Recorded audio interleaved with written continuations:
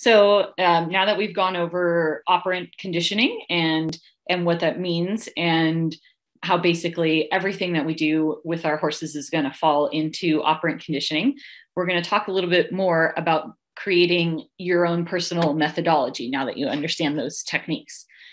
So this is an example of kind of a really broad stroke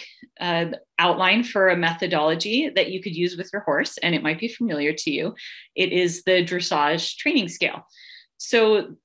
I'm not going to go over all the areas in the dressage training scale because this talk isn't about this specific methodology, but it just gives you an example of something that you could come up with for yourself that lays a framework for how you're going to train your horse. And if we think back to those categories of what makes a sound training methodology, this is a systematic approach that progresses, that uses, you would use dressage exercises and figures to move along the scale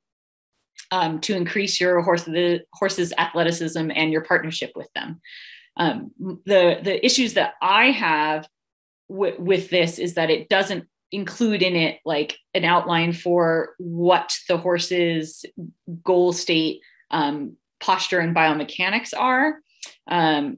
that it treats some of these things as if they cannot be achieved without doing the ones below it. And in reality, like just as an example, rhythm, relaxation, and connection and straightness are all things that you're going to be kind of addressing most of the time with your horse, regardless of how far along in their training they are.